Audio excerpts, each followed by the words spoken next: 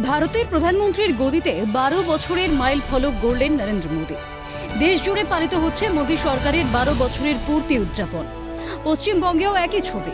প্রধানমন্ত্রীর সুস্থতা কামনা করে পুজো ও যজ্ঞ করলেন মুখ্যমন্ত্রী শুভেন্দু অধিকারী। বুধবার নিউ টাউনের রাম মন্দিরে যান মুখ্যমন্ত্রী। সেখানে মহা সমারোহে পুজোর আয়োজন করা হয়। উপস্থিত ছিলেন শারদ দত্ত মুখোপাধ্যায়, তরুণজ্যোতি তিওয়ারি, লকেট চট্টোপাধ্যায় এবং আরও অনেকে। বিগত দিনের সব রেকর্ড ভেঙে আজকে তিনি সবচেয়ে বেশি দিন ভারতবর্ষের প্রধানমন্ত্রী থাকার রেকর্ড গড়েছেন। আমরা মাননীয় নরেন্দ্র মোদীজির এই সাফল্যে ভারতবাসী হিসেবে গর্বিত এবং আজকে পশ্চিমবাংলার সমস্ত মঠ মন্দিরে আজকে সকাল থেকেই আমরা সবাই আমাদের দেশের সাফল্য, দেশের প্রধানমন্ত্রীর সাফল্য, তার দীর্ঘায়ু এবং সফলতা কামনা করে আমরা ভগবানকে দর্শন করছি, পুজো করছি, আরতি করছি, প্রণাম করছি। রাম মন্দিরে ধর্মীয় আচার অনুষ্ঠান পালনের পর মুখ্যমন্ত্রীর বক্তব্যে উঠে আসে রাজ্যের নতুন স্বাস্থ্যমন্ত্রীর নাম।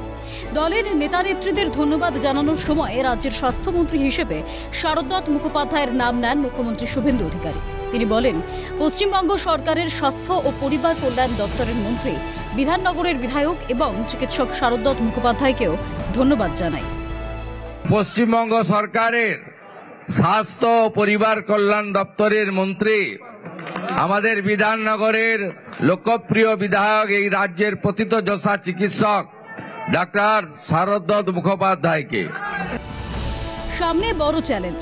তৃণমূল জামানায় দফতরে যা ফাঁক ফোকর তৈরি হয়েছে সেসব খুঁজে বার করতে হবে, জানান স্বাস্থ্যমন্ত্রী শারদ দত্ত মুখোপাধ্যায়। কি কি ভুল হয়েছিল আর কি কি ফাঁক আছে সেগুলো বার করতে হবে। মুখ্যমন্ত্রী বলে গেলেন 12টার পরে দপ্তরে ঢুকতে, যখন যাব তখন থেকে শুরু হবে কাজ, দেখা যায় কি হয়। এদিন ওই কর্মসূচিতে উপস্থিত ছিলেন রাজারহাট নিউ টাউনের বিজেপি বিধায়ক পীযূষ কানোরিয়া। তিনিও প্রধানমন্ত্রীর সুস্থতা কামনা করেন। শ্রী শুভেন্দু অধিকারী এখানে মাননীয় নরেন্দ্র মোদীজির জন্য পুজো অর্চনা করেছেন।